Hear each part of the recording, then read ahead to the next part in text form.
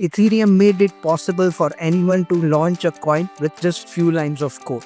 So just few lines of code, and you can have Rashmita coin or Trump coin or Ginest coin or Vichar Vibes coin or whatever. And what is altcoin?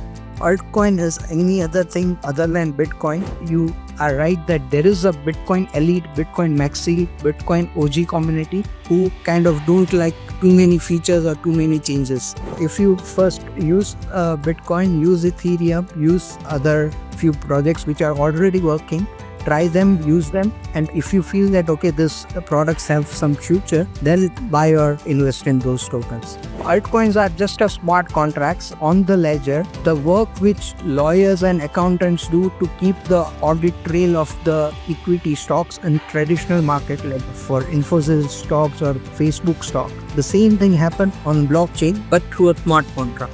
So meme coins are practically coins which doesn't promise anything. Like Dogecoin. Dogecoin doesn't promise anything.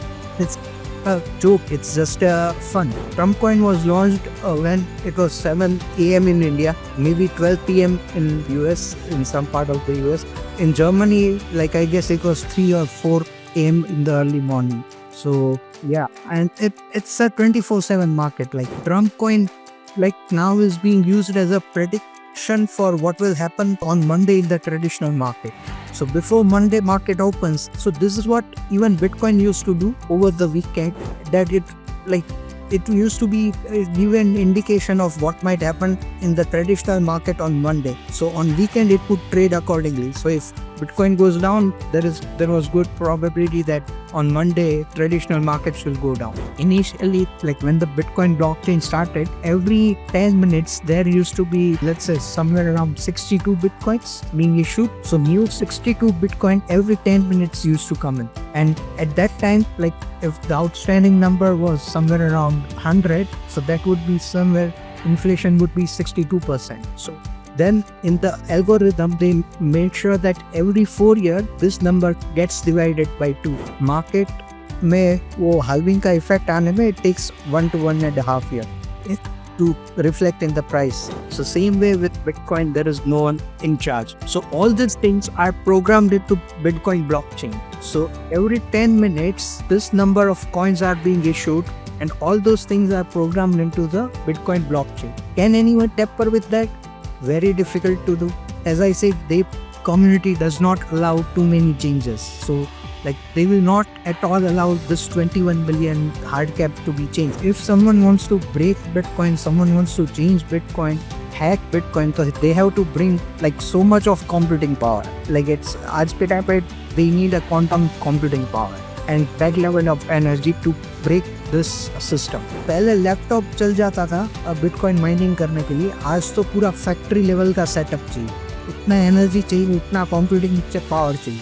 Because competition like it is like एक computer sudoku को solve करेगा और 10 solve करने लगेंगे तो competition बढ़ेगा, difficulty level बढ़ेगा. जो सुडोकू का प्रॉब्लम जो था, जो 10 साल पहले था, उसका डिफिकल्टी लेवल समझ लो 1 था, आज वो डिफिकल्टी लेवल मिलियंस में पहुंच गया.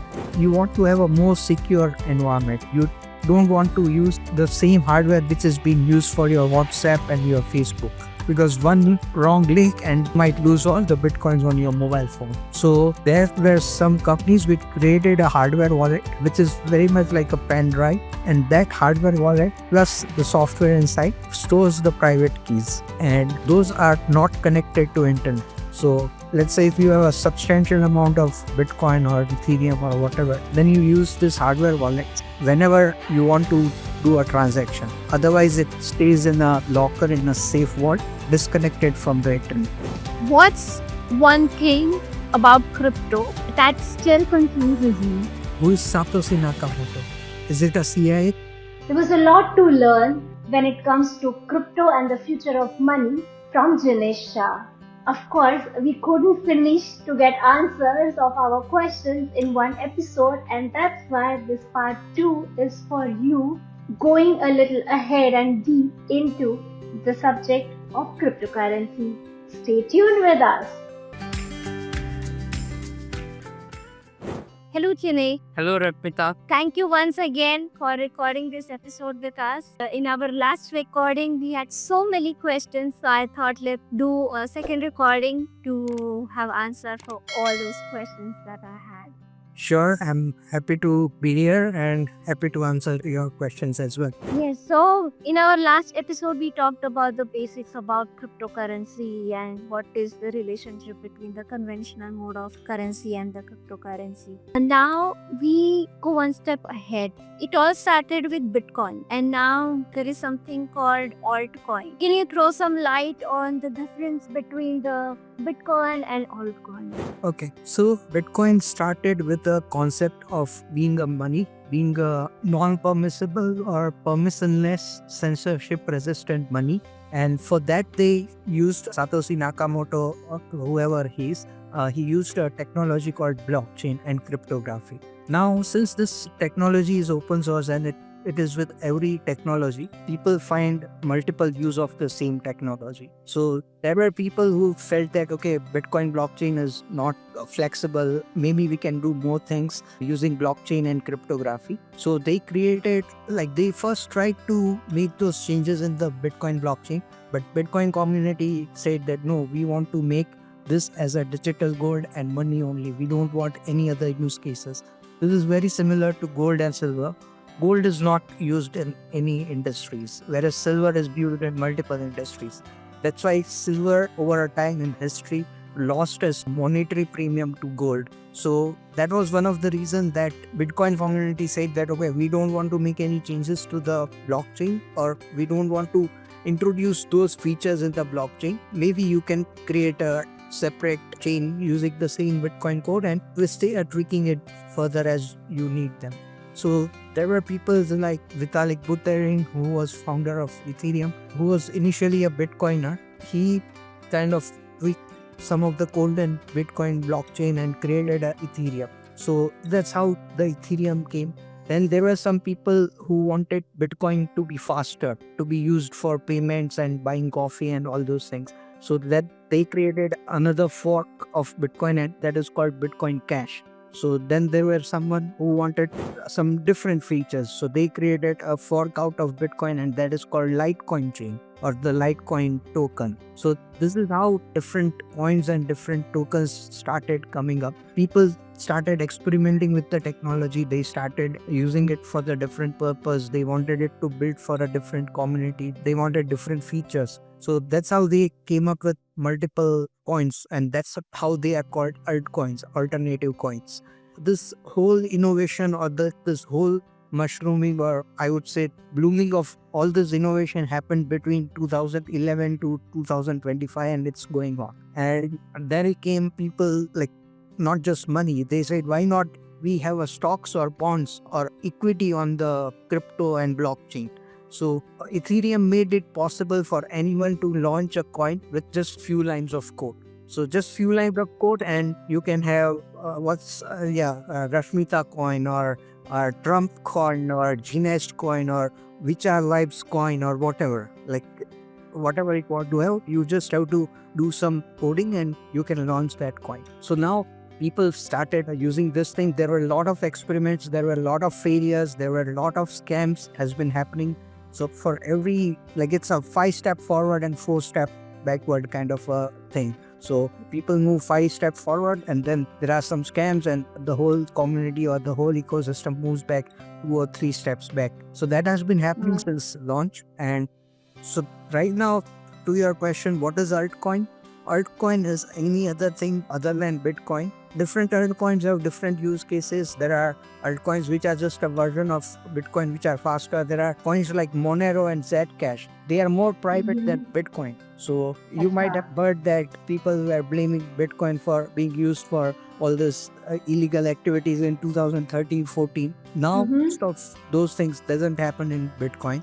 It happens through some other coins which are more private, which like Monero and Zcash. So people improved on the Bitcoin. They brought more privacy than what Bitcoin can offer on Monero and Zcash. Now you might question, why not have more privacy on Bitcoin? Why not use the same technology on Bitcoin? So the answer is that if they try to use the technology on Monero and Zcash on Bitcoin, government will really get mad about it, and the adoption of Bitcoin which they want to bring to the society might still get delayed. So that's why again Bitcoin community is still kind of analyzing whether to adopt those privacy technology or not, or just to go with the mainstream. This should give a good understanding of how altcoins have evolved. They have evolved from the necessity that different people, different community wanted different features, so they created fork, or they used the open source Bitcoin code to kind of add their features onto it and build something new out of it. Okay. When you were explaining about an issue about that government will not let it happen, that other coins, the altcoins also come to this level of security. So can we say that those who are connected with Bitcoin belong to an elite group of cryptocurrency? Can we say that? They are called Bitcoin maxis. Again, Bitcoin maxis are not like a single block of people, or Bitcoin elites are not single block of people. There are different people within that community. Also, there are difference of opinion. Someone wants to have privacy like feature, like maybe 70-80% want privacy like feature, but they also understand that if they bring Monero kind of privacy features, then like government will really clamp down upon the whole community. They can't stop it. Monero has all these privacy features, but still government is not able to stop it. It has got delisted from major exchanges, but still it is surviving, and it is multi-billion market cap. So that is the power of technology. It is just a trade-off what choices one community wants to make and what choices they don't want to make. So yeah, you are right that there is a Bitcoin elite, Bitcoin maxi, Bitcoin OG community who kind of don't like too many features or too many changes. So does that mean, from all the differences that you have explained right now, does that mean that the altcoins are better features than Bitcoin? Can we say that?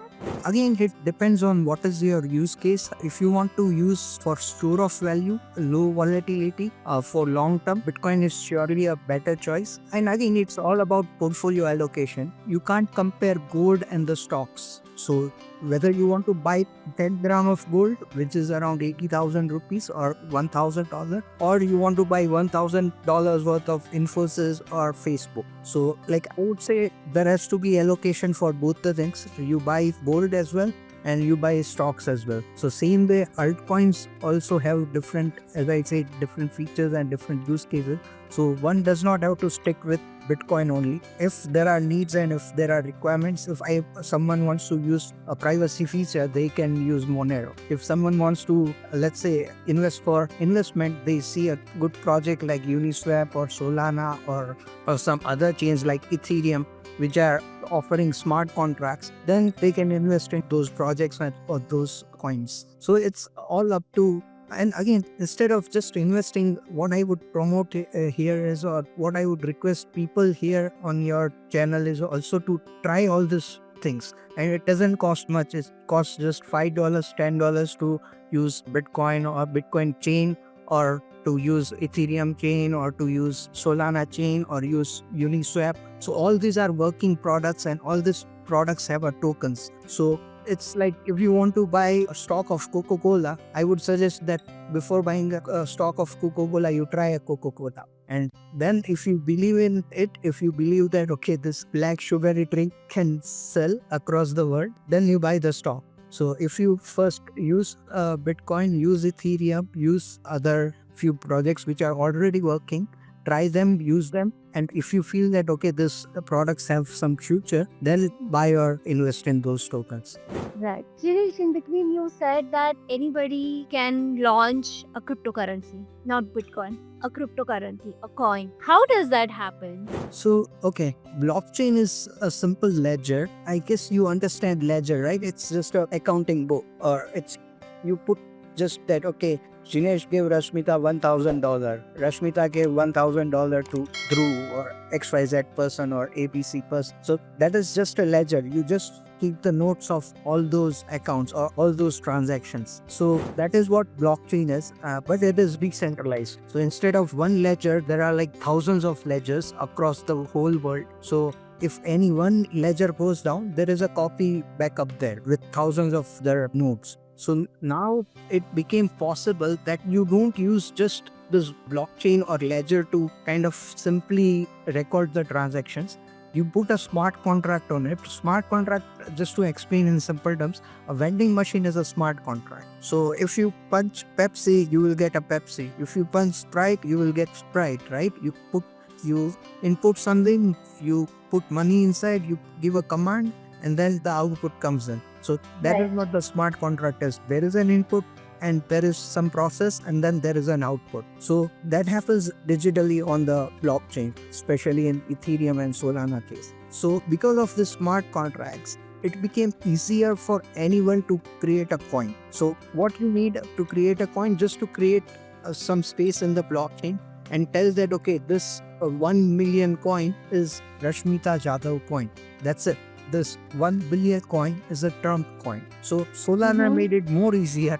With just few clicks, you can do it. Ethereum was slightly difficult that you had to code and do it, but with Solana, it became very easier. So, like on Pump.fund, which is one of the site, every day there are 30,000 new coins being launched. Every day, Okay. 30,000 coins are being launched. So it's very easy. It's just a smart contract. And again, if you understand like stocks, like in stocks, Infosys or Facebook issued 1 million shares. Now, who keeps the audit of those 1 million shares? It's the CA and Right. the lawyers and all those people. So all those experts keep account of that 1 million shares. That okay, out of those 1 million shares, 10,000 belongs to Mark Zuckerberg. Another 10,000 belongs to XYZ person, so on and so forth. So with this smart contract, what happens is everything is automated. So let's say Trump coin issue 1 billion token. So smart contract will kind of create this 1 billion token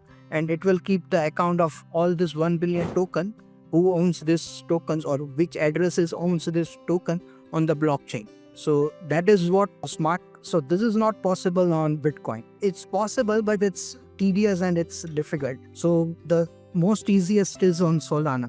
That's why there are 30,000 coins being launched on Solana. Like it is how technology progress, right? It's like Bitcoin, it is difficult. Ethereum made it easier to launch coin to just do 2 lines of programming, and then Solana made it further easier. So altcoins are just a smart contracts on the ledger, the work which lawyers and accountants do to keep the audit trail of the equity stocks in traditional market, like for Infosys stocks or Facebook stock. The same thing happened on blockchain, but through a smart contract. Right. Okay. Thanks for this whole explanation. Now it's little clearer as to how this altcoin and launching of the coins and everything works. What I recently read has also triggered another question to me about cryptocurrency. That there are these meme coins. That's on one point, it's so funny because they come up with memes, but people making money out of it it's just not under my understanding. So can you tell us what is meme coins and how do they work? Okay, so meme coins is again, see, once it became possible for people to create n number of tokens so easily, right? So a lot of people Right. started experimenting. A lot of people started scamming as well. That okay, they promised that okay, we will through this token you can buy a land on moon. I'm just giving an example. It's just an exaggerated example, but lot of similar scams started happening. They started promising the product or a service behind a token, and they were selling those products and they were selling those tokens with a promise that okay, we will provide this product or service in the future. We are developing and all those things. And a lot of people got scammed in that. Like it happens in traditional market as well. Lot of companies experiment, lot of companies go bankrupt. If you remember in 2000 during the dot-com boom, there was specs.com. It's a famous example. Like you can order a dog food on internet. Like it was considered very novel idea in 2000, and there was a website, there was a business behind that. They raised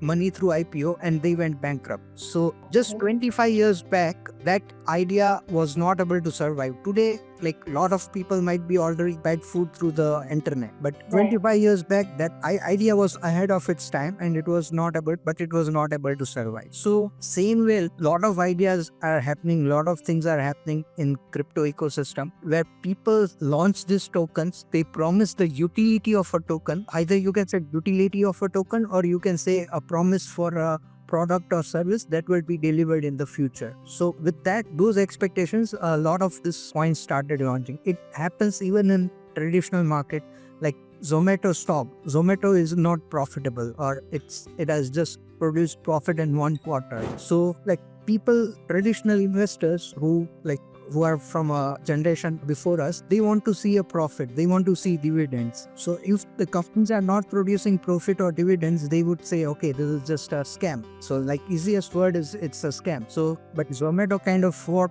Uber, Amazon, all of this new innovative, new age stocks fought those mindset, or those businesses fought those mindset, and they got listed on Nasdaq and they got listed on Indian exchanges. And maybe, we don't know, maybe they might start generating profit. Like Amazon started generating profit after 10-15 years of its listing. So those stocks or those tokens which have product or promises or profit, they are, let's call it, those are utility tokens. That there is some utility, that okay, I will get some dividend in the future, or this company will get profitable and then they will start paying me dividend. This token will get users and it will become profitable, and then they will start giving profit. Like Uniswap. Uniswap is a profitable project, but they don't issue dividend. But there is a hope that they might start issuing kind of dividend to the token holders. So these are utility tokens which are backed by some promise of product,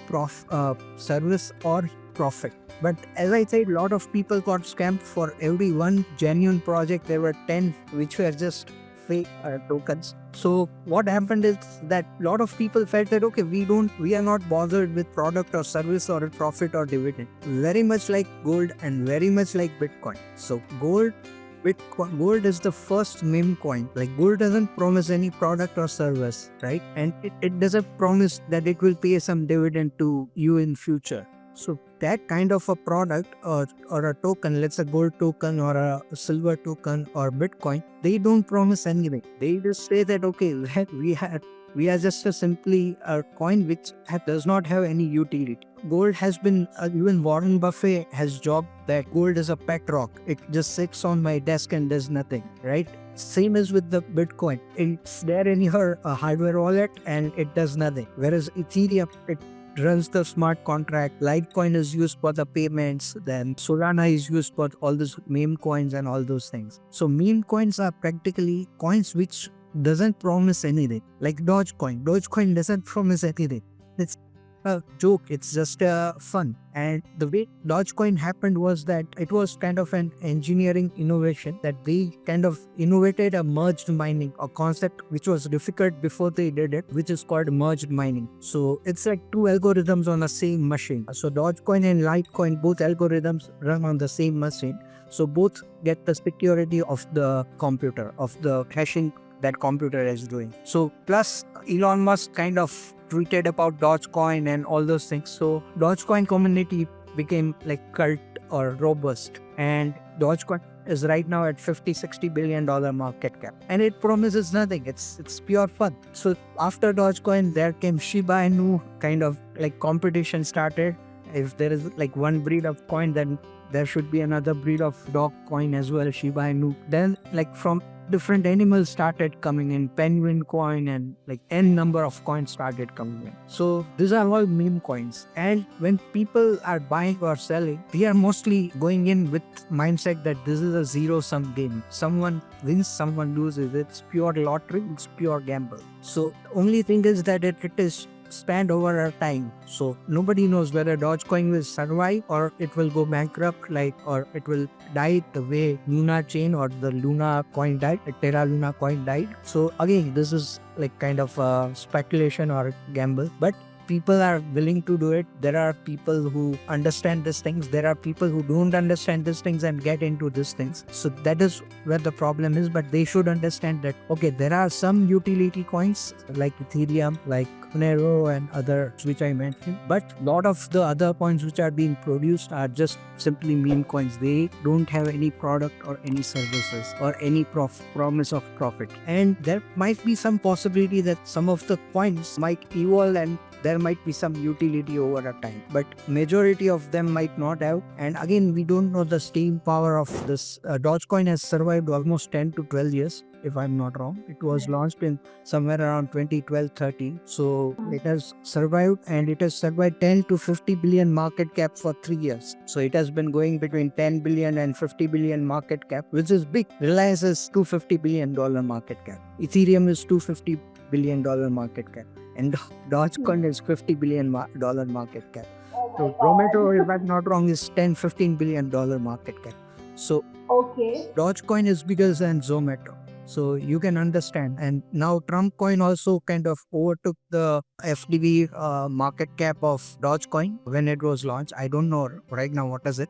So even Trump coin is now bigger than Zomato and many other Indian well-established companies. If I'm not wrong, then the Trump coin picked up overnight.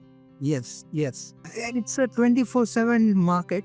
So like Trump coin was launched when it was 7 a.m. in India, maybe 12 p.m. in US, in some part of the US. In Germany, like I guess it was 3 or 4 a.m. in the early morning. So yeah, and it's a 24/7 market, like and plus it works on weekend as well. So Trump coin like now is being used as a prediction for what will happen on Monday in the traditional market.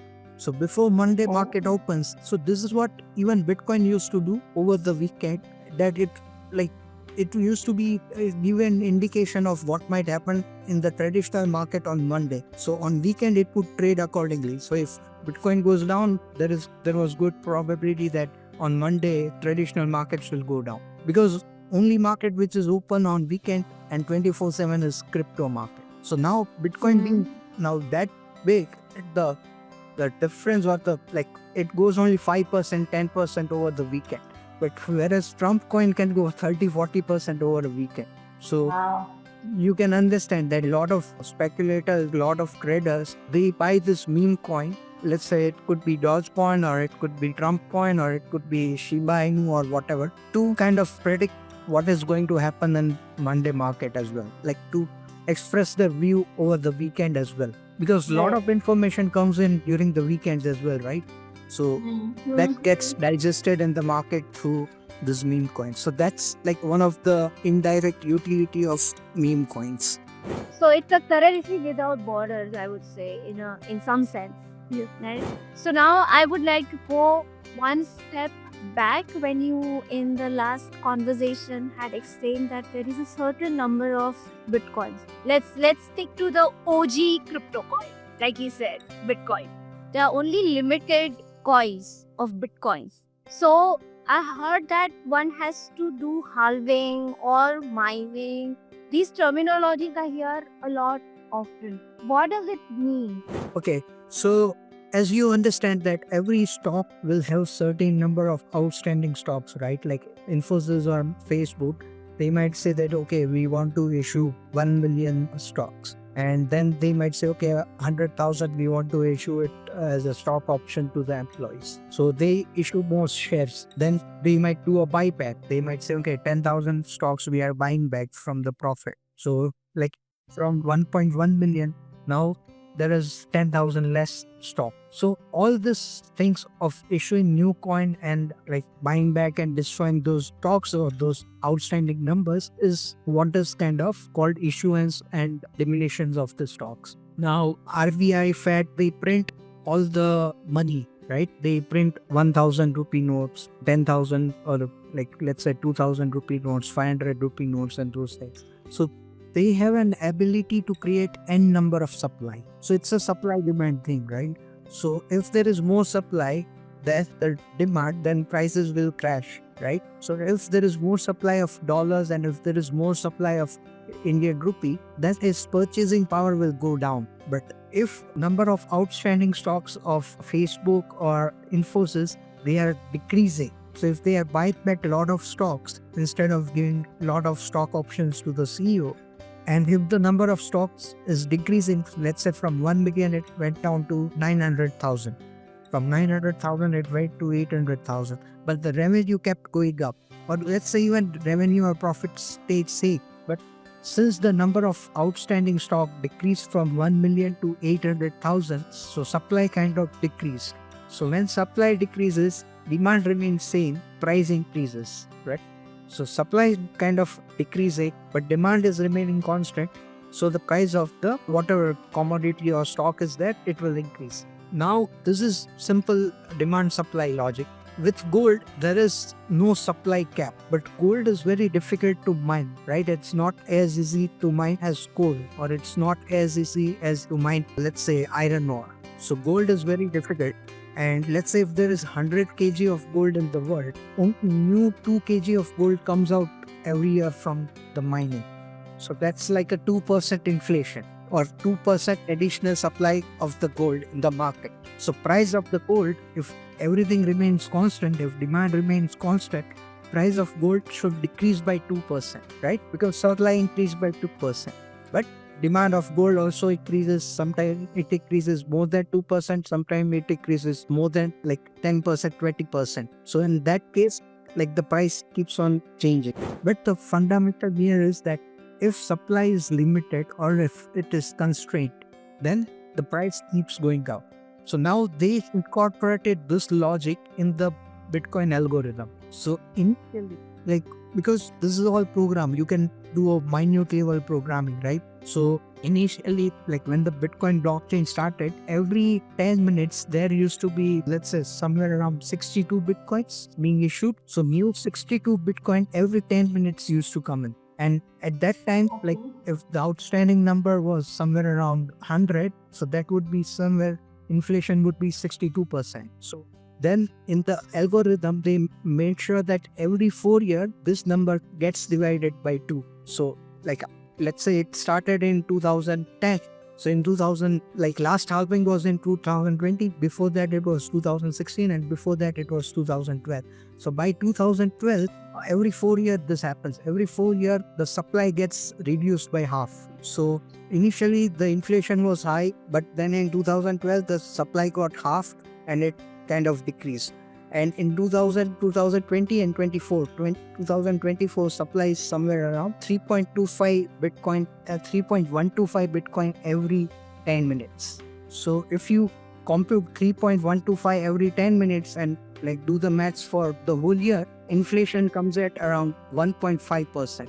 So that is an inflation rate which is lesser than the inflation of gold.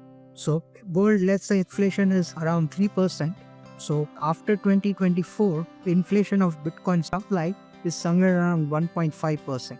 In 2020, it was higher because in 2020, it was like every 10 minutes, 6.5 Bitcoin used to be issued, or new supply used to come in the market. 6.5 Bitcoin used to come in the market. So at that time, inflation rate was higher than that of the gold. But then in 2024, inflation rate of new Bitcoin supply has decreased compared to that of the gold, which is considered kind of a good thing. Plus, in gold, there is no hard cap that there will be 1,000 ton of gold. There is nothing like that. If like there is a technology, they will go on asteroid and mine gold as well, right? So that will again increase the supply and crash the price. But Bitcoin, that is not possible. There is only going to be 21 million Bitcoin, and out of those 21 million Bitcoin, 18 million Bitcoin is already in the circulation. Remaining 3 million Bitcoin is going to be mined over next 150 years. So that supply of 3 million Bitcoin is going to come in the next 150 years. So there is that level of surety and programmability and certainty in the Bitcoin algorithm that okay, this is how the supply side of the whole dynamic of the whole ecosystem look like. Because ultimately, when we are talking about price of gold, price of Bitcoin, price of Infosys, price of dal chawal or whatever, it is all about demand and supply. So when you have supply which is so predictable, like programming level predictability and certainty is there, so only remaining factor is demand. So if supply keeps on decreasing and demand keeps on increasing, that's why the price is shooting up. So every cycle, halving cycle in 2020, halving cycle, when the supply got half, so halving cycle occurs somewhere around March to May every 4 years. So when halving in 2020 happened during March in 2021, market peaked and it went to 70,000. Bitcoin went to 70,000 because supply got crashed, but the demand got increased. Same is happening right now. So in 2024 March, supply again got decreased by 50%. And new supply, I'm not talking about old supply, I'm talking about new supply. New supply got reduced by 50%, and the price went from 70,000 to 100,000. Same thing happened in 2017 when Bitcoin first touched 17,000. So there was a halving in 2016. So there's a lag of 1.5 year, like to get the effects of that halving. So market में वो halving का effect आने में it takes 1 to 1.5 year to reflect in the price. So that's why this year is very critical for Bitcoin price. Like people are speculating that it can go to 200,000, it can go to 300,000, 150,000 because supply has been reduced and all this new factors like Trump and all those things are kind of increasing the demand. Okay. अभी दो question आ रहे हैं मेरे दिमाग में. First, tell who decides कि halving कब होगा and who decides कि so who is the boss for Bitcoin? We are just talking about Bitcoin. And the second question is, does this also happen for altcoins? Because you said there is always a cap कि ये जो coin है उसका इतना quantity है, etc. These are my two questions. These are two superb questions. First question, there is no CEO, there is no president in Bitcoin, very much like gold. In gold, there is no CEO, there is no president, there is no board of directors in gold, right? So same way with Bitcoin, there is no one in charge. So all these things are programmed into Bitcoin blockchain. So every 10 minutes, this number of coins are being issued and all those things are programmed into the Bitcoin blockchain. Can anyone tamper with that? Very difficult to do. As I say, the community does not allow too many changes. So like they will not at all allow this 21 million hard cap to be changed. Again, we are humans, like it's not 100% guaranteed, but there is a high probability that this algorithm, which has been written since 2010 by Satoshi Nakamoto with respect to this issuance and the hard cap, it will not be changed, and it is operating as it has been programmed since 2010. And you mentioned that, okay, how does smart contract come to know about how many coins went to issue? So it's a very like open source thing. It's a very like just this level of code is there, which like 3-4 lines of code is there, which anyone can go on GitHub and look at it, and it ensures that okay, like for next 150 years, this is how the program is going to work. So Bitcoin's own internal clock system, because it doesn't know, right, that 4 साल हो गए, right? How will Bitcoin know कि 4 साल हो गए? So its internal clock system is that every 10 minutes it issues one block. So every 2116 block, there is a difficulty adjustment and all those things are there.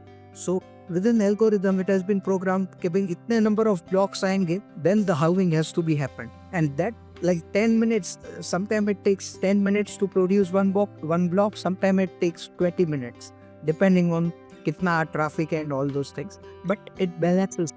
So like on an average 2116 blocks का जो एक slot होता है, 15 days का slot होता है, वो 15 days का slot आप 5 slots करोगे, उसका average करोगे, then the average block time will be 10 minutes. Like अगर वो उससे चला जाता है, if it goes above 10 minutes, that chain starts kind of reacting to it and again brings it down to 10 minutes. अगर कम होने लगता है, again it changes its difficulty level and again brings it up to the 10 minutes. So this is a question which like I kind of ask someone who criticizes Bitcoin, do you understand Bitcoin difficulty adjustment? अगर उसको ये answer आता है, then he is a genuine critic. If he doesn't know the answer of this Bitcoin adjustment cycle, then he doesn't know anything about Bitcoin. And this is one of the biggest innovation done by Satoshi Nakamoto. काफी सारी चीजें he just picked it up and kind of he gelled into it and created it. But this difficulty adjustment is something which is like वो बोलता है ना, which was a hurdle to create something like this. उसने वो बनाया, he was able to engineer that thing out. That's why that became possible. It's like concrete नहीं होता, you are architect, right? अगर concrete नहीं होता then it would be difficult to build skyscrapers. Like 100 mall ke 100-floor buildings would have been difficult without concrete or without RCC. So something similar happened. Satoshi Nakamoto created this difficulty adjustment. That is why people are trusting the promise of Bitcoin blockchain that this 21 million hard cap will be ensured. Otherwise, if somebody can print 100 billion Bitcoin, then price will crash, right? And again, so there is multiple layer of defense behind this 21 million. One is this difficulty adjustment. Another is this algorithm itself. Algorithm works on a proof of work. उसके लिए काफी सारा computing power चाहिए, काफी सारी energy चाहिए. So like if someone wants to break Bitcoin, someone wants to change Bitcoin, hack Bitcoin, so they have to bring like so much of computing power. Like it's आज के time पे they need a quantum computing power and that level of energy to break this system. Because if someone is able, there is a problem called double spending. So double spending is like तुम्हारे account में, if in your ICICI or JP Morgan account you have $100 or 100 rupees, you give it to 2%. That's called a double spending. So now there are JP Morgan servers and their checks and balances are there. But यहाँ पे तो ऐसा कुछ है ही नहीं. If you give one Bitcoin to someone for buying a car and another Bitcoin, it's the same Bitcoin to another person for buying a house, then the system will collapse, right? So that can happen with someone who has a quantum computer. It cannot happen with someone with less than quantum computing power. And very few governments or corporates have a quantum computing power. And again, like they have achieved that thing, we don't know. And there are war situations बोलते हैं ना कि भाई अगर उसने ऐसा किया तो what will be our response? Like अगर country A ने ये किया तो what will country B do?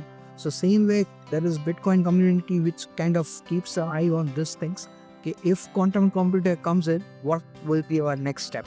So they have already kind of decided that okay, if there is a quantum computer which cracks the current cryptography of Bitcoin, which will also make the whole internet insecure. Before making Bitcoin insecure, it will make the whole internet insecure. But still, they have a new quantum resistant cryptographic algorithm already in the preparation. So this is the level of kind of things that goes at the Bitcoin developer community to ensure that 21 million cap is there and the algorithm performs the way it has been designed since 2010. And then coming back to your second part of the question with altcoins.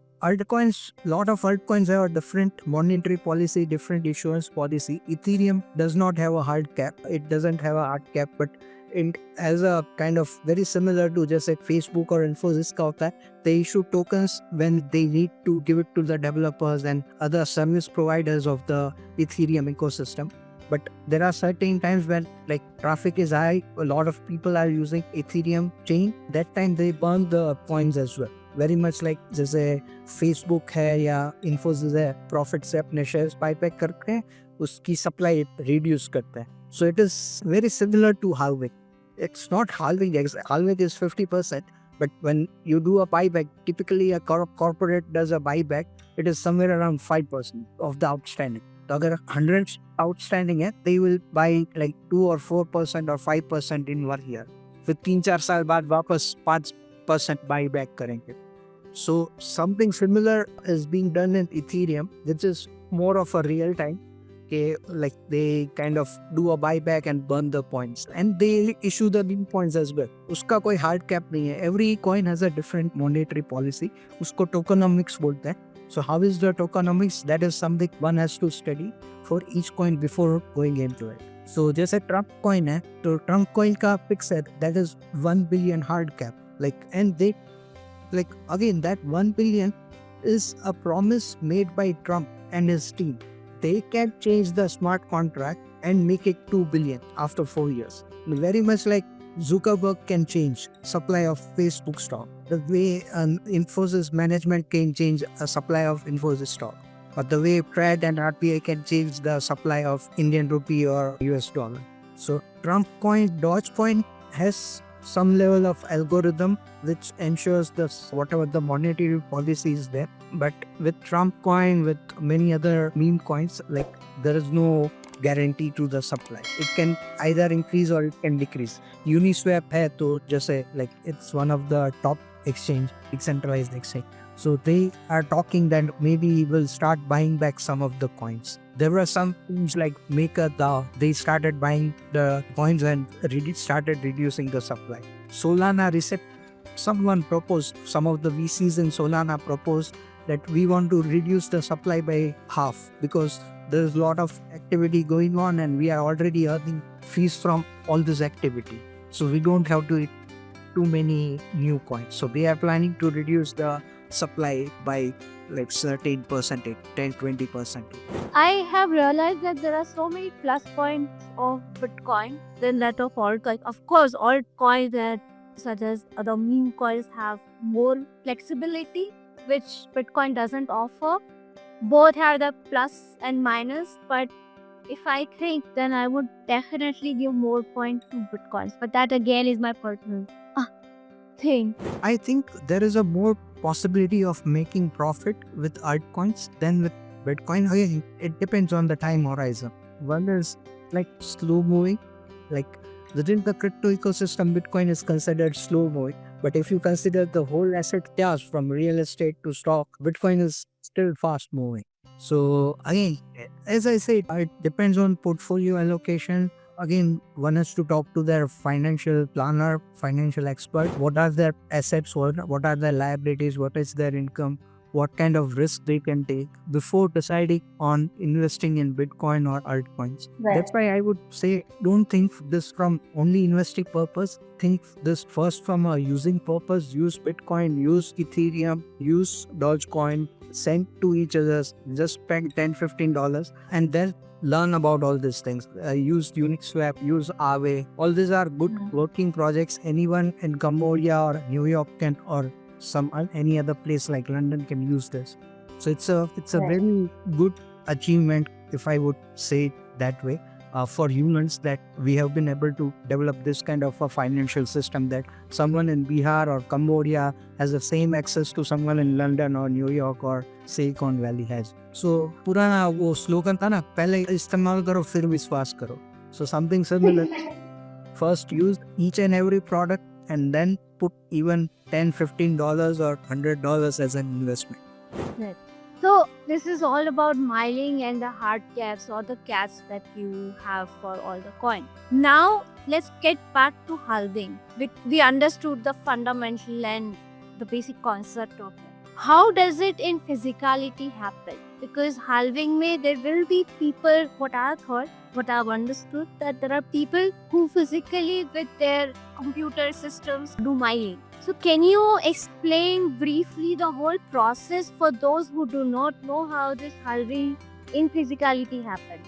Mining is just a word. It's a term. It's a term to describe hashing power or the security provided to the blockchain or blockchain algorithm. So miners put lot of computers and they run the Bitcoin algorithm and try to find a block every 10 minutes. So it's like a global competition. सबको एक sudoku दिया है, 10 minute में कौन सबसे पहले जल्दी sudoku solve करेगा, कौन, यानी इन द सेंस किसका computer. So let's say someone's computer in China solved this Sudoku. Sudoku is just an example.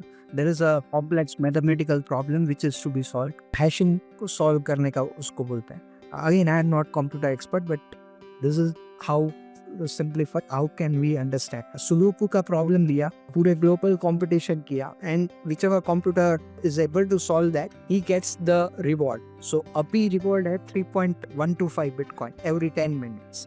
तो ये जो पहला 10 मिनट वाला था उसको कंबोडिया वाले ने सॉल्व किया तो उसको 3.125 बिटकॉइन मिलेगा, प्लस वो जो 10 मिनट था उस 10 मिनट में जितने ट्रांजैक्शंस हैपेंड ओवर ग्लोबली, यानी मैंने आपको बिटकॉइन भेजा, आपने ध्रुव को भेजा, ध्रुव ने किसी और को भेजा, उसमें एक ट्रांजैक्शन फीस लगती है. तो वो जितने भी 10 मिनट में जितने ट्रांजैक्शंस हुए उसकी जितनी फीस हुई, समझ लो उसकी फीस हुई 3 बिटकॉइन. तो वो 3 बिटकॉइन प्लस ये 3.125 नए bitcoin, that 6.125 total Bitcoin will go to the miner in Cambodia who solved a puzzle. फिर समझ लो नेक्स्ट कंपटीशन वापस चालू हो गई 10 मिनट के बाद. तो नेक्स्ट सुडोकू का पजल है was solved by someone in let's say Germany. तो उसको भी 3.125 जो है, जो उसको रिवॉर्ड बोलते हैं, तो रिवॉर्ड उसको 3.125 मिलता रहेगा until next 4 years, until 2028 plus the fees. तो what gets hard is that 3.125 जो था वो पहले 6.5 था या 6.25 या whatever, somewhere around that number. तो वो हाफ हो गया बिकॉज द एल्गोरिदम व्यू कि भाई अभी इतना 4 साल हो गया है, इतने ब्लॉक्स हो गए हैं, तो I have to reduce the supply by 50%. वो वजह से यानी जो that is the two components of the total remuneration for the miners. One is through the reward and other is through the fees. So reward is getting half every 4 years. So if this fees doesn't increase, तो miners के लिए वो lucrative नहीं रहेगा, क्योंकि miners तो like पहले laptop चल जाता था अब बिटकॉइन माइनिंग करने के लिए, आज तो पूरा फैक्ट्री लेवल का सेटअप चाहिए, इतना एनर्जी चाहिए, इतना कंप्यूटिंग पावर चाहिए, because competition like it is like एक कंप्यूटर सुडो को सॉल्व करेगा और 10 सॉल्व करने लगेंगे तो कंपटीशन बढ़ेगा, डिफिकल्टी लेवल बढ़ेगी. जो सुडोकू का प्रॉब्लम जो था, जो 10 साल पहले था, उसका डिफिकल्टी लेवल समझ लो 1 था, आज वो डिफिकल्टी लेवल मिलियंस में पहुंच गया. Like the puzzle which is given every 10 years 10 minutes to be solved, वो पजल का डिफिकल्टी आज के दिन पे is much higher than what it used to be 10 years back or 13 years back. वो पजल सॉल्व करने के लिए you need so much computing power. Now if this rewards are getting high, then fees has to increase, otherwise it become like less profitable for the miners. उसको security problem बोलते हैं, bitcoin security problem.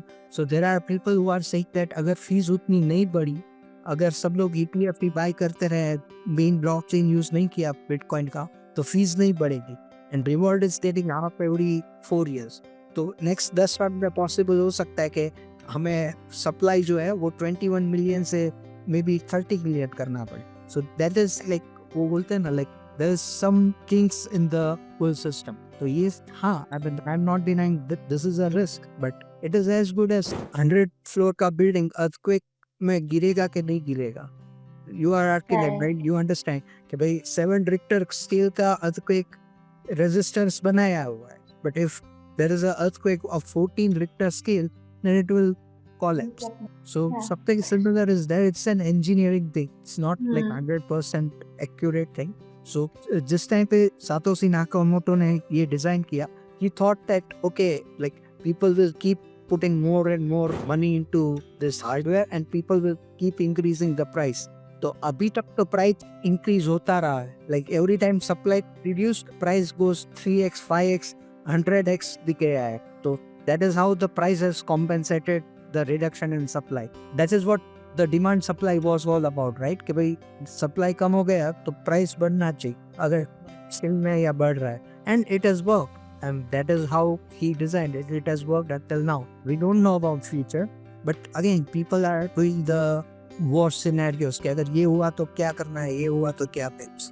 Right. But then this is what you talked about halving or mining. कि हम this is how the coins are collected. But for somebody who doesn't do mining, for example मेरे लिए अगर मुझे bitcoin खरीदना है तो फिर वो मैं मार्केट से खरीदूंगी. दैट मीन्स कि किसी के पास है ऑलरेडी और उसके पास से if that person is willing to sell, right? Otherwise I cannot buy.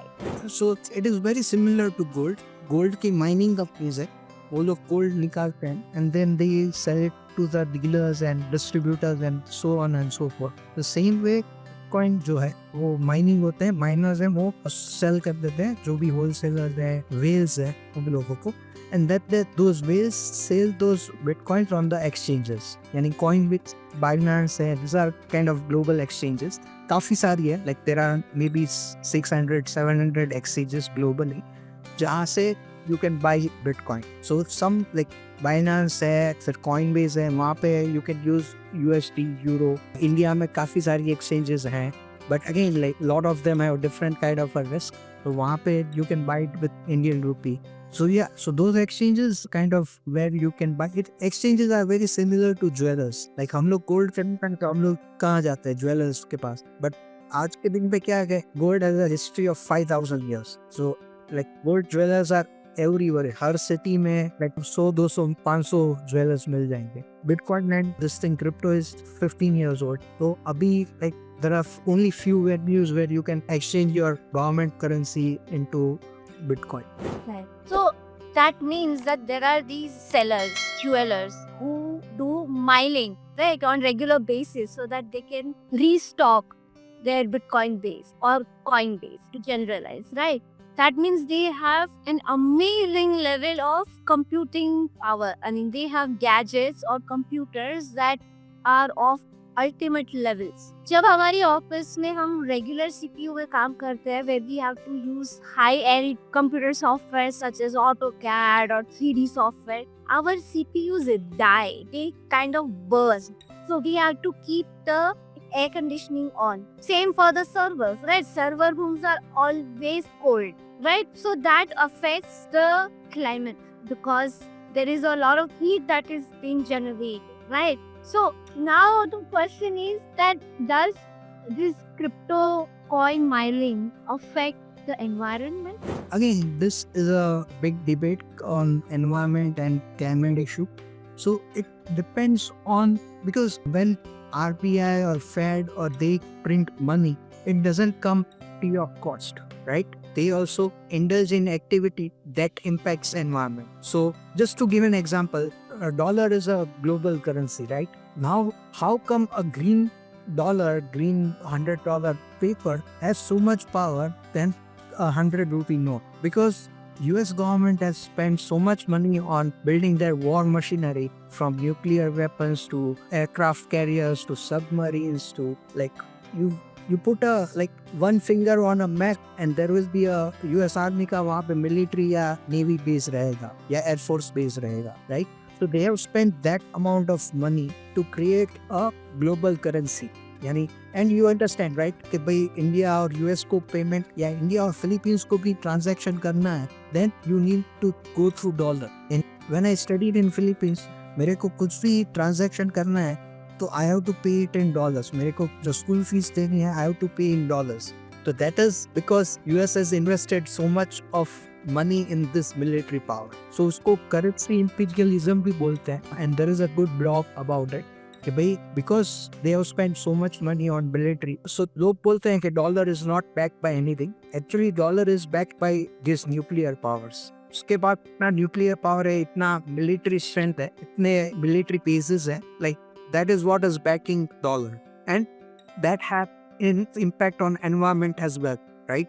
Like it doesn't come free of cost. जो भी war होता है, it doesn't come free of cost. So there are cases where some government wanted to go away from dollar and they just bombed that country and they removed the leader of that country. Even recently, our foreign minister Jai Shankar had to clarify that we are not against de-dollarization. We are not for de-dollarization, or we are not against dollar. Like you understand the importance of this thing, right? That a foreign minister has to come on an open public forum and has to tell that, okay, we are not against dollar, because there were talks of BRICS currency, there were talks about India making their international Indian rupee as an international currency, but a lot of these experiments failed, and then they have to say that, okay, हम लोग dollar के against में नहीं है. So when this level of machinery is required to maintain dollar, now compare that with Bitcoin.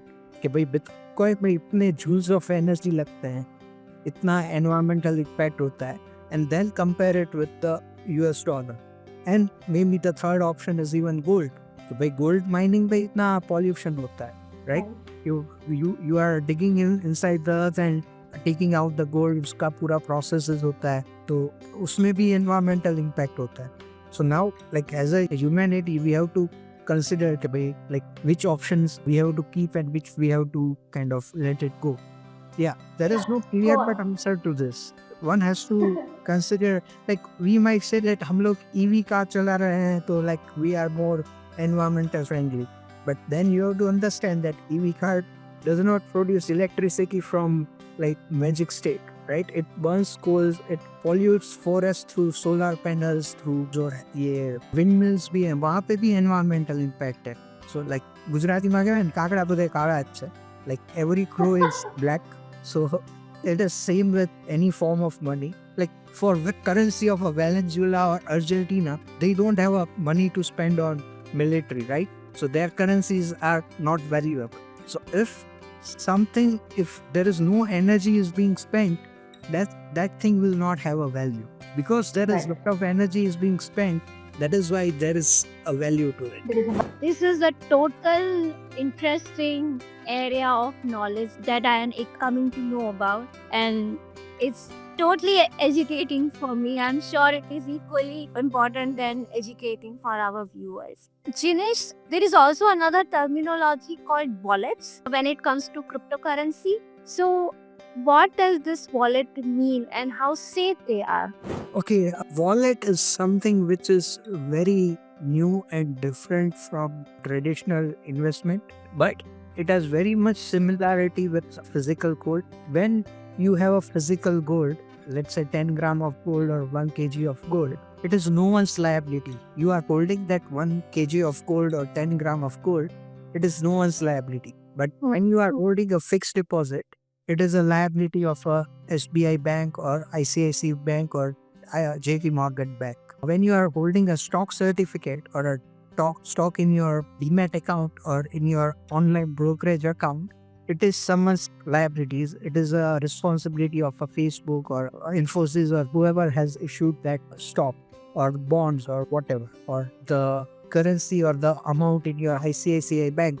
If it shows, let's say, 1 million piece or $1 million, so it's a liability of that bank, and those assets are resting inside the servers. If it is digital, it is resting inside the servers of those providers, whether it's a demat provider. If it's India, you have NSDL and CTSL. That's where your record will say that, okay, Jinesh Shah owns this number of Infosys stocks, XYZ person owns this number of Infosys stocks. So all those things are maintained in a centralized server with NSDL or CDSL. In case of US and other places, they don't have a demat account, but it rests with the brokers.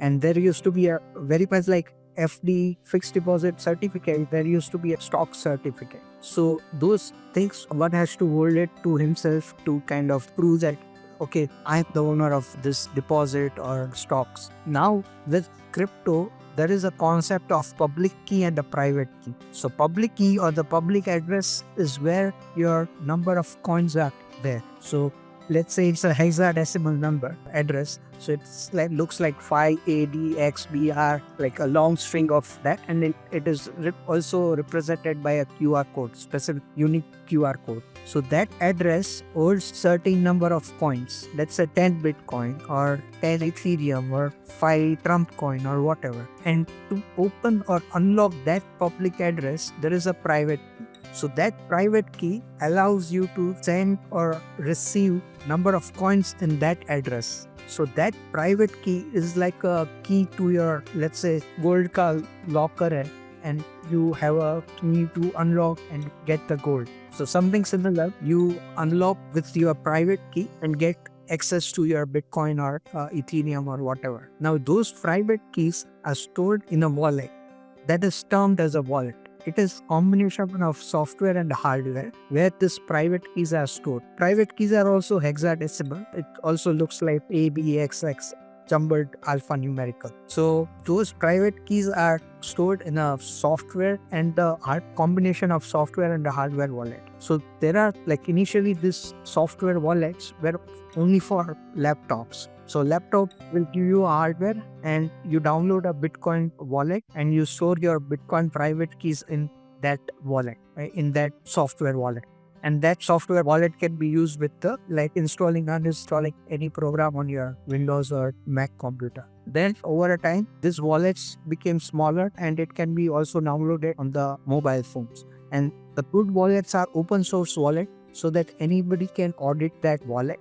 That okay, there is no hidden backdoor inside those codes. So there are a lot of good Bitcoin open source wallet like Electrum, Green Wallet, Blue Wallet. And again, one has to do with their homework, DYOR, before using this wallet, before putting a big amount in this wallet. So software is provided and the hardware is your mobile, which is being used. Now, let's say if the amount becomes bigger, that you want to have a more secure environment. You don't want to use the same hardware which is being used for your WhatsApp and your Facebook, because one wrong link and you might lose all the bitcoins on your mobile phone. So there were some companies which created a hardware wallet which is very much like a pen drive, and that hardware wallet plus the software inside stores the private keys, and those are not connected to internet. So let's say if you have a substantial amount of Bitcoin or Ethereum or whatever, then you use this hardware wallet whenever you want to do a transaction. Otherwise, it stays in a locker in a safe vault,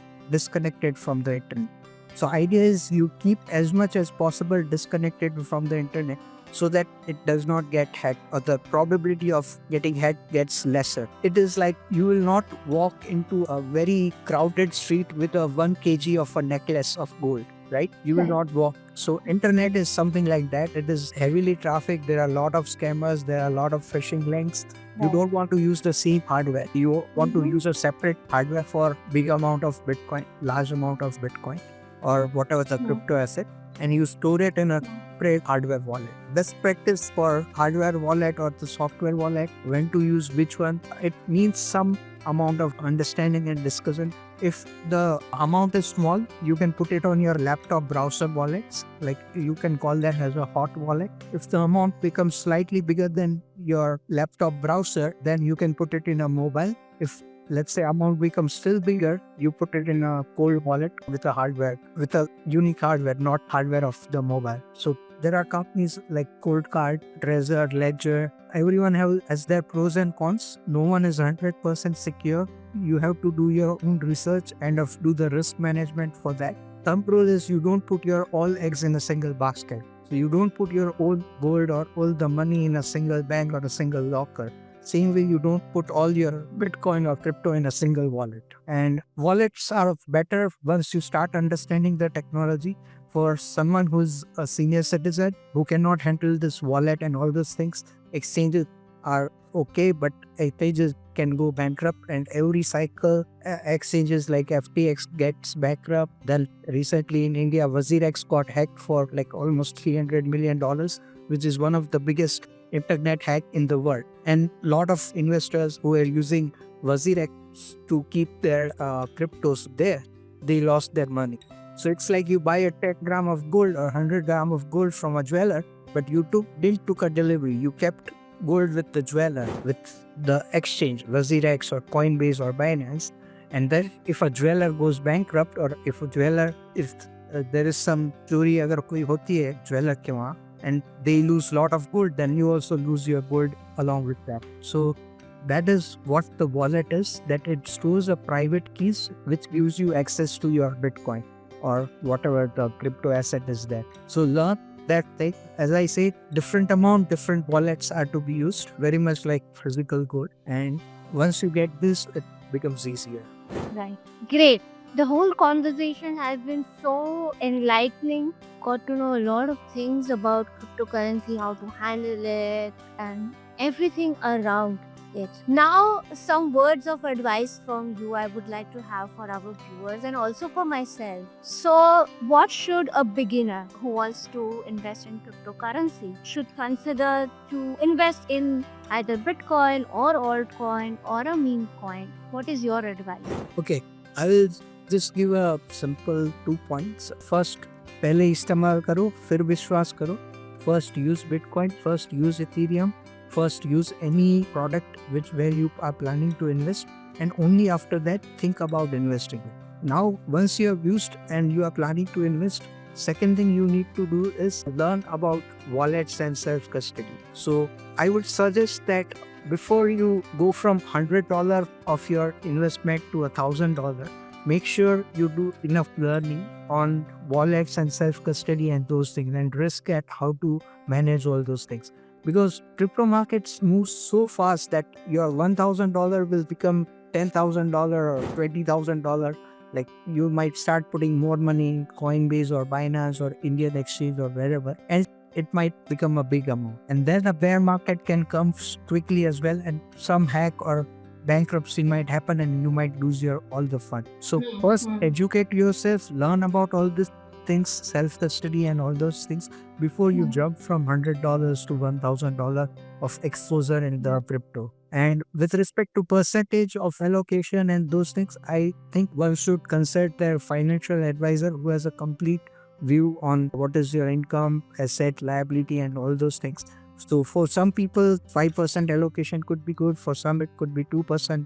For some, could not. It would not be a good thing to invest as well. For some, it could be a higher percentage as well. So again, for portfolio allocation, it depends on each person's financial profile.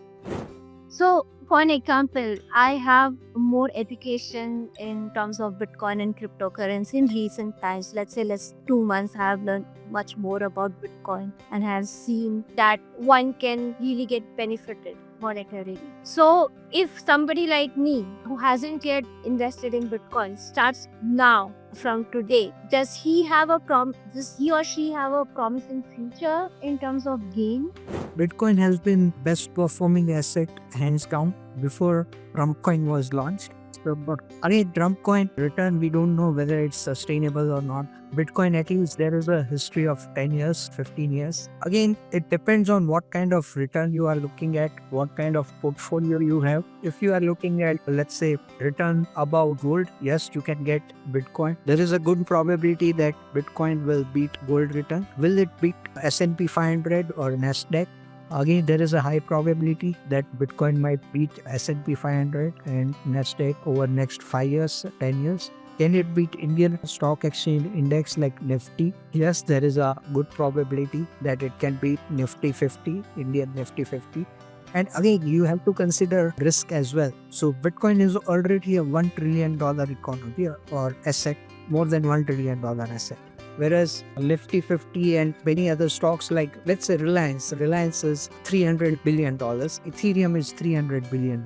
So now if I invest in Reliance and if I invest in Ethereum and both gives me same return, let's say both give me 20% return per year for next 5 years. Let's say Ethereum was slightly volatile, Reliance was less volatile. But at end of 5 years, I got 20% from both. So whether that 20% is same, I would say it's not, because Reliance is a single country asset. It is dependent on a single family. Ethereum is a global asset. So your risk with Ethereum was lesser compared to your risk with the Reliance. So Reliance had a higher risk than Ethereum, but it gave the same return as Ethereum.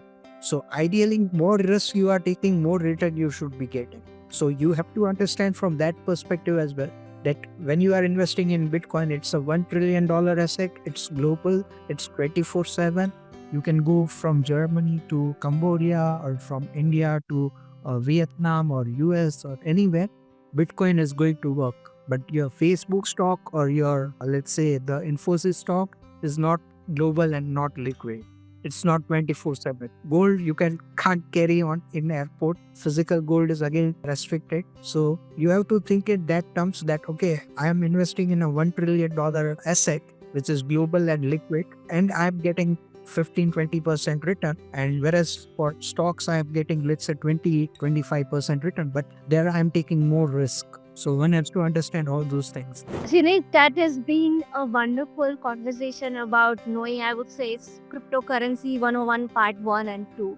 We have more questions and a lot more to learn. Unfortunately, I have a time crunch, so we have to stop here. But let's go ahead with our second segment of the podcast, which is a little fun and light-hearted conversation, which we called Rapid Vichar.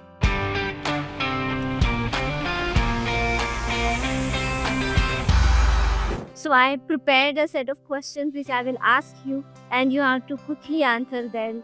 So let's start. Sure. What's one thing about crypto that still confuses you? Who is Satoshi Nakamoto? Is it a CIA?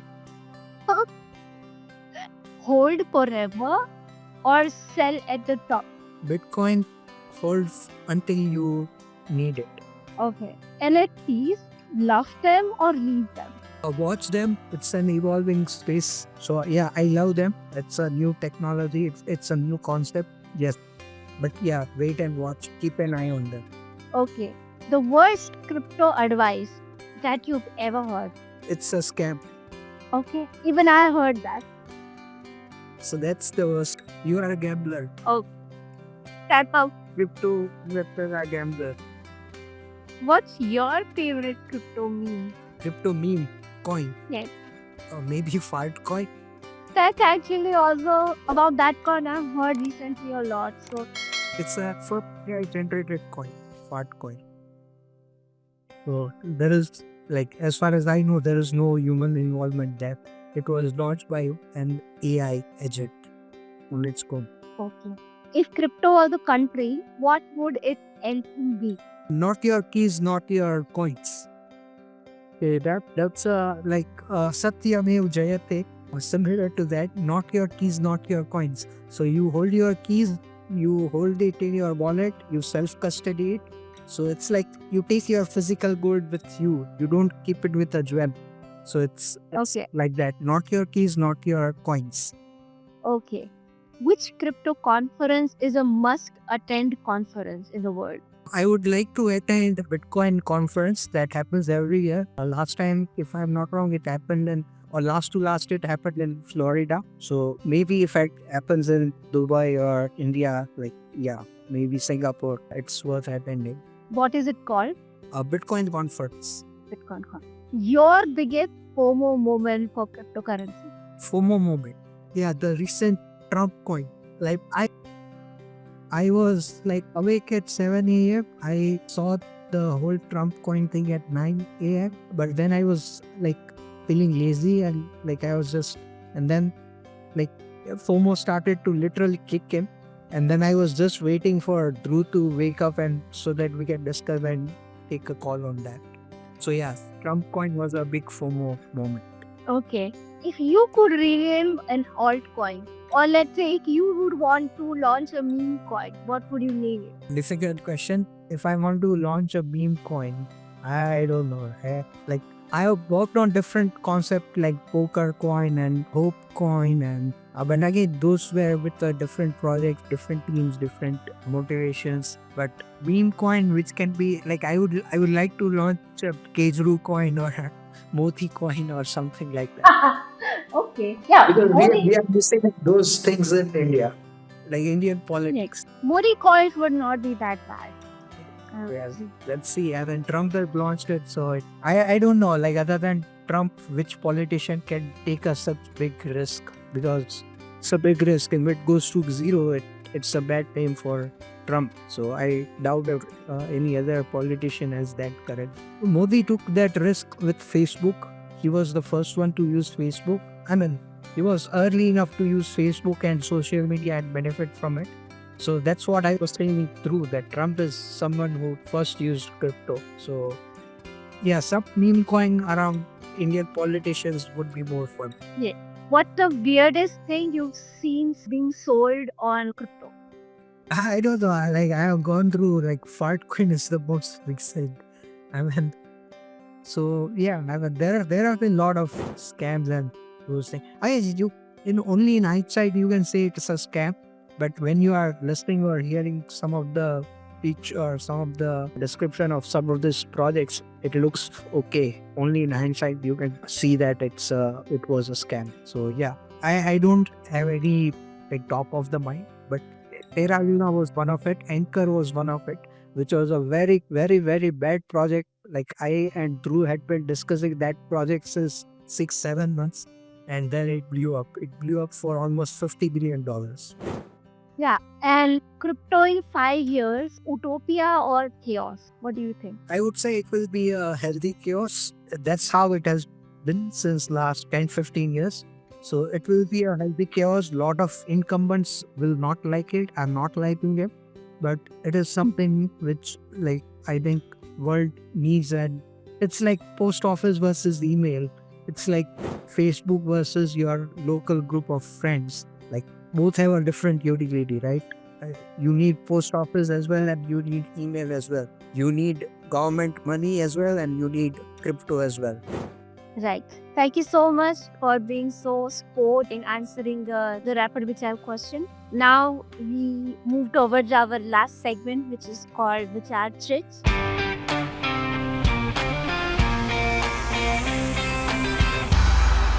Where we ask our guest to pick up one of the chips of the color that you prefer. And there is a question written in the chit. And yeah, we will ask you that question. So pick your chit. Do we have orange in it? Orange color. It's a Bitcoin. So yeah, go for. Okay. So that's the trick. So the question is the moment when you took a leap of faith and it paid off. I think it was with Bitcoin and crypto.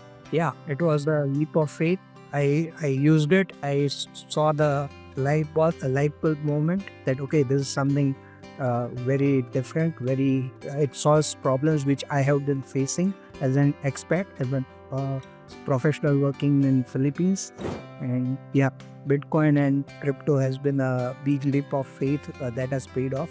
Other than that, one of the thing which paid off was my MBA scholarship.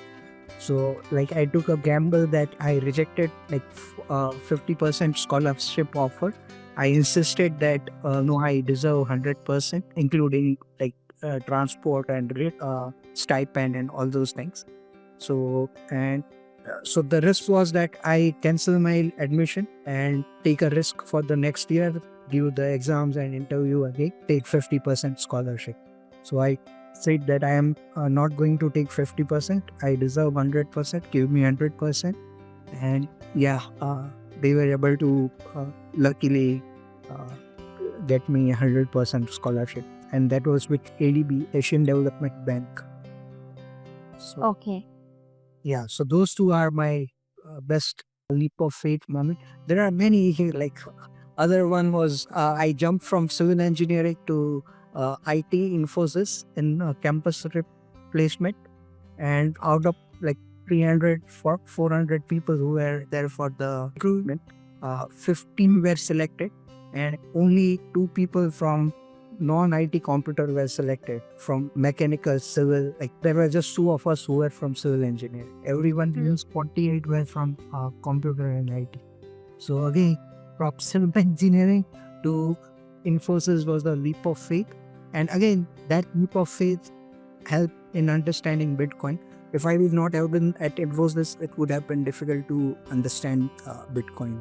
Thank you so much, Jinesh, for answering all our questions and helping us understand the basics of cryptocurrency, Bitcoin, altcoins, meme coins, things related around it, such as wallets, etc. Thank you so much, and we wish you all the best in your Record the podcast with you. I'm sure like a lot of your audiences will like it. Yeah. Thank you so much. Thank you. Like, share, and subscribe to our channel, HR Vibes.